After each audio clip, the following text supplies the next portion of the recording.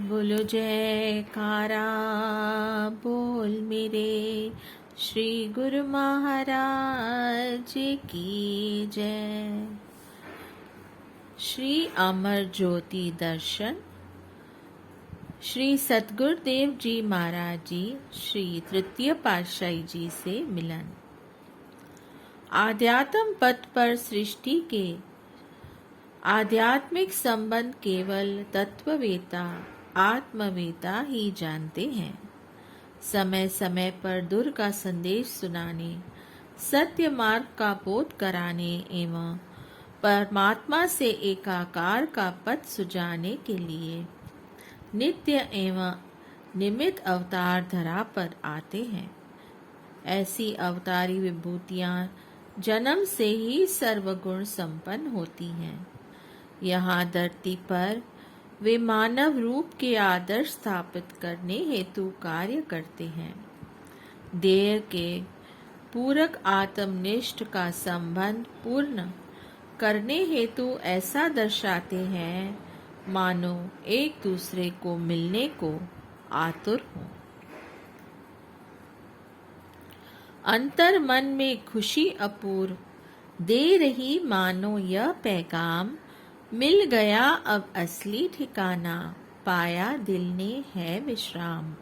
सतगुरु दर्शन की जिज्ञासा दूज के चांद की भांति बढ़ी, श्री दर्शन की प्रथम किरण से काया कल्प हुआ उस घड़ी। सन 1942 में आप श्री दर्शन के लिए श्री आनंदपुर पहुंचे। आपके दिल में श्री सतगुरुदेव महाराज जी श्री तीसरी पातशाही जी के श्री दर्शन की तीव्र उत्कंठा, अगाध प्रेम अर्थात हार्दिक अधीरता का सागर हिलोरे ले रहा था।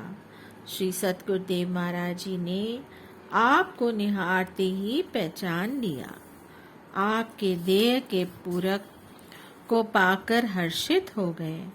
आपकी हार्दिक तरंगों ने जैसे ही इष्ट देव प्यारे प्रीतम के श्री चरणों को छू लेने के लिए पग आगे बढ़ाया, एक झलक के पाते ही समुद्र ने तरंगों को तद्रूप बना लिया।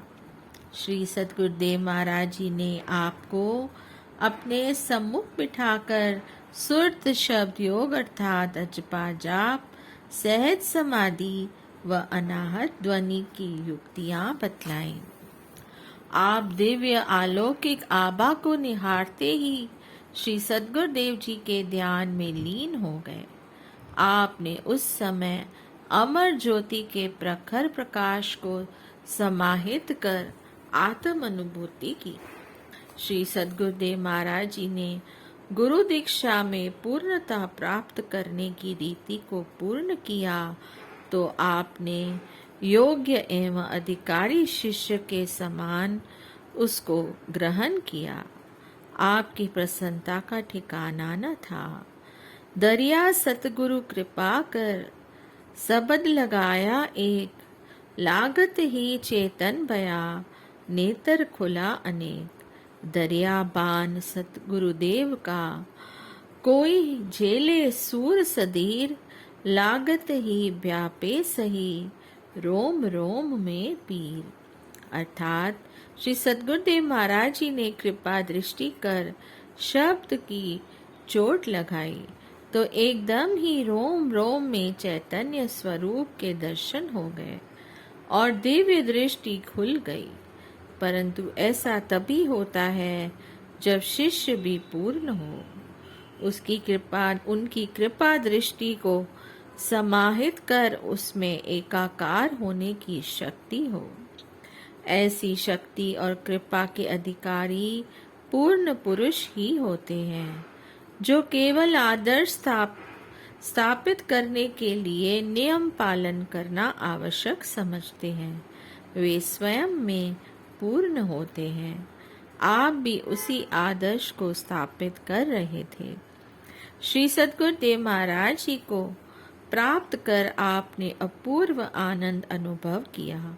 श्री सतगुरुदेव महाराज जी श्री तीसरी पातशाही जी ने आपके इस रहस्य को दर्शनों दर्शाने एवं भविष्यवाणी की सत्यता का बोध कराने के लिए उसी दिन महात्मा योगात्मानंद जी से कहा, महात्मा जी, समुद्र में से हीरे रत्न निकालकर जब किसी जौहरी के हाथ पहुंचाते हैं तो वह उसकी कीमत रुपयों में अंक देता है, लेकिन दुनिया में जो रूहानी हीरे लाल हैं उनकी कीमत व परख कौन कर सकता है।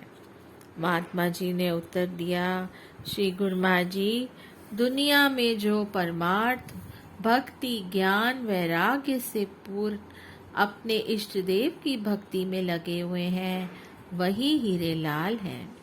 उनमें से किसके अंदर पूर्णता है, इसकी परख व मूल्यांकन आप सतपुरुष श्री गुरुमा जी ही कर सकते हैं। श्री सतगुरुदेव महाराज जी ने फरमाया, महात्मा जी, हमने भी आज एक अमोलक लाल पाया है। रूहानी लासानी तेजोमय आबा मुख मंडल पर उमग रही थी। पुनः फरमाया, महात्मा जी, भक्त राम प्रकाश को आज हमने गुरु दीक्षा से ही पूर्ण नहीं किया, अपितु उन्हें अपना घर ही दर्शा दिया है। महात्मा जी ने दंडवत प्रणाम कर कहा, स्वामी जी, महापुरुषों के अगम रहस्य हमारी समझ से बाहर है। सत्पुरुषों की लीला सत्पुरुष ही जाने। आप श्री दर्शन कर कृत्य कृत्य हो गए। अब आप पहले से भी अधिक गुरु भक्ति पर उत्तरोत्तर बढ़ते जाने में दृढ़ संकल्प बन गए।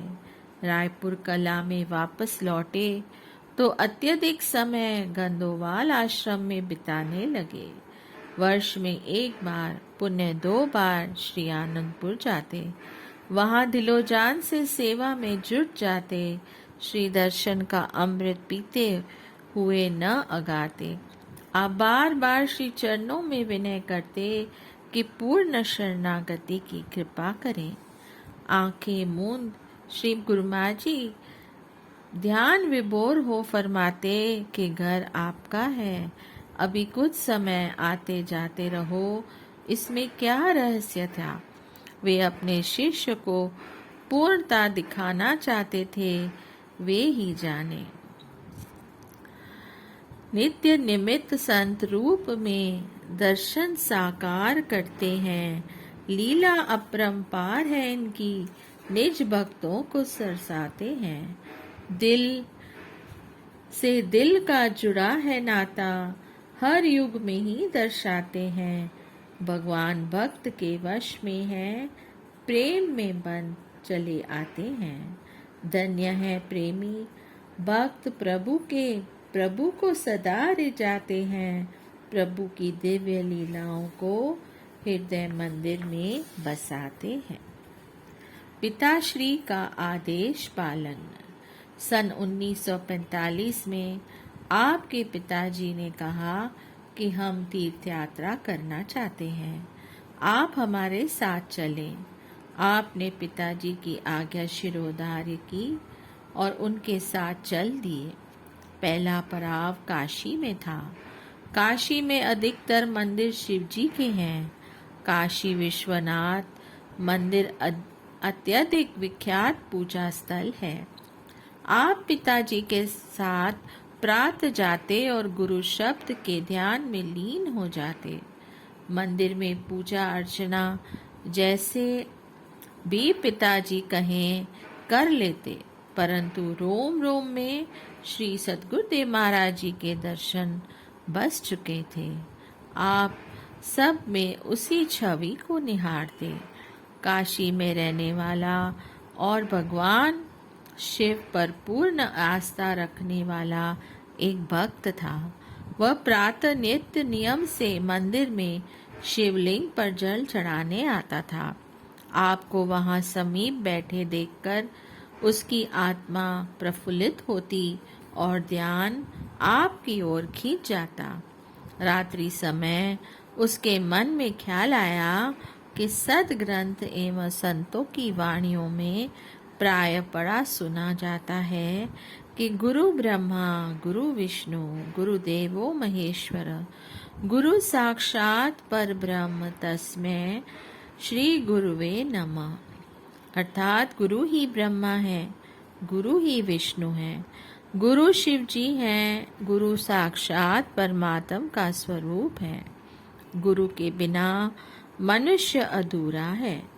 जब कोई भी देव गुरु रूप हैं, वे भी परमात्मा के रूप हैं, तो फिर गुरु की आवश्यकता क्यों है? आज तक मैंने न पढ़ा न सुना है कि गुरु संत भी कभी शिव बनते हैं या उस रूप को धारण करते हैं। इन्हीं विचारों में उसे नींद आ गई। कहते हैं जब पूर्व पुण्य जागृत होते हैं तो संतों से मिलाप होता है और सद्गुरु की प्राप्ति होती है। वह शिव भक्त नित्य की भांति लोटे में जल लेकर मंदिर में गया। आंखें मूंदकर शिवलिंग पर जल चढ़ाते हुए ओम नमो शिवाय कहने लगा।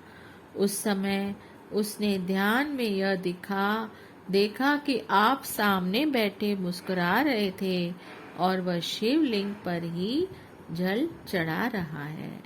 उसने पुण्य आंखें मूंदी और ओम नमो शिवाय कहते हुए पुनः शिवलिंग पर जल चढ़ाया। उसे ध्यान में वह अलौकिक दृश्य फिर से दृष्टिगोचर होने लगा। उसने आंखें खोली और आप में शिव स्वरूप के दर्शन पाए। उस व्यक्ति ने आपके चरण पकड़ लिए और आपको अपने घर में भोजन करने की विनय की। आप उसके घर गए। उसने विनय की कि क्या आप इस वेश अभी घर का पहनावा था में गुरु हैं या गुरु बनेंगे? आपने उत्तर दिया, आपकी हार्दिक सच्ची भावना, श्रद्धा, विश्वास और पूर्ण पुण्यों से ही आनंदपुरवासी सद्गुरु ने यह संजोग बनाया है। मेरे सद्गुरु को जिस रूप में चाहोगे उसी रूप में पाओगे। वह भक्त कहने लगा, महाराज जो कुछ मैंने स्पष्ट देखा उसे कैसे बुला सकता हूँ। अब आप मुझे नाम दीक्षा दीजिए। उस समय आस पड़ोस एवं कुछ संबंधी उसके घर में एकत्र थे। सब ने मन में एक भावना उत्पन्न हुई कि इनसे सत्संग कराया जाए और कुछ दिन यहाँ ठहरने का आग्रह किया जाए। उनमें से 2-3 घरों में श्री आनंदपुर से महात्मा जन सत्संग के लिए कभी कभी आते थे। उन्होंने अपना परिचय दिया तो आपने फरमाया, बस काम बना बनाया है। जब महात्मा जी इनके घर आए तो सभी नाम दीक्षा उनसे ले लेना। आज से सबका संबंध श्री आनंदपुर से जुड़ गया। समय पाकर यह फैलेगा फूलेगा। श्री आनंदपुर में आना, श्री सद्गुरु के दर्शन से जीवन कृतार्थ हो जाएगा। काशी में आप 6 दिन रहे। सबसे निर्लिप्त एवं रहस्यमयी अनोखे ढंग से बोलो जयकारा। बोल मेरे श्री गुरु महाराज की जय। जय सच्चिदानंद।